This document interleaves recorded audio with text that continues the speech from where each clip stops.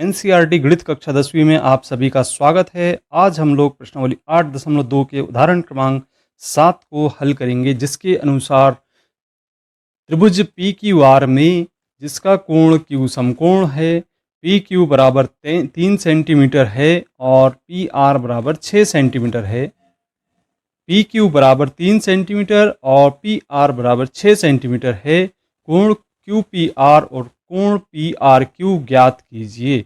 तो कहने का तात्पर्य यह है कि यहाँ पे हमें पी क्यू का मान ज्ञात है और पी आर का मान ज्ञात है इस समकोण त्रिभुज पी क्यू आर में, और हमें ये कोण आर का तथा पी का मान ज्ञात करना है।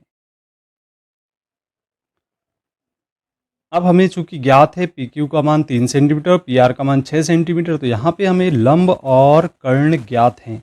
तो चूंकि लंब और कर्ण में संबंध बताने वाले अनुपात को हम चूंकि इसमें साइन के रूप में जानते हैं, ये लंब बटे कर्ण के रूप में, तो इसे हम लिख लेते हैं यहाँ पे साइन आर बराबर लंब बटे कर्ण।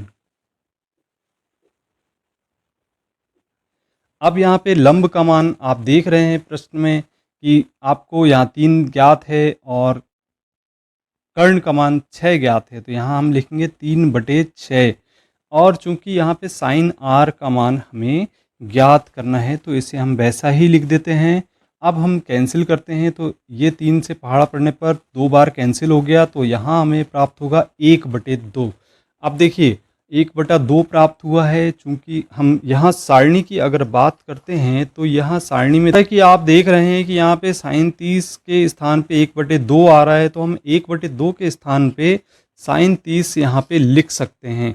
तो आप यहाँ पे 1/2 के स्थान पे यहाँ पे साइन 30 लिख दें।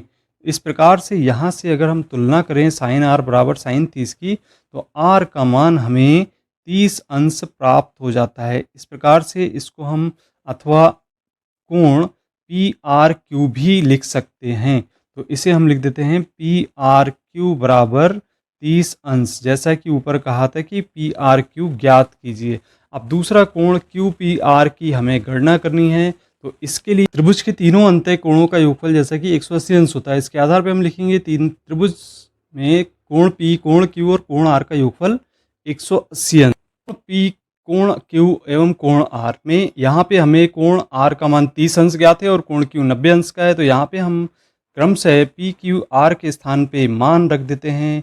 तो यहाँ जैसा कि हमने बताया कि आपको कोण पी का मान हमको ज्ञात करना है, तो इसे हम ज्ञात करेंगे और क्यू का मान 90 अंश प्राप्त है और कोण आर का मान हमें अभी हमने ज्ञात किया है 30 अंश के बराबर।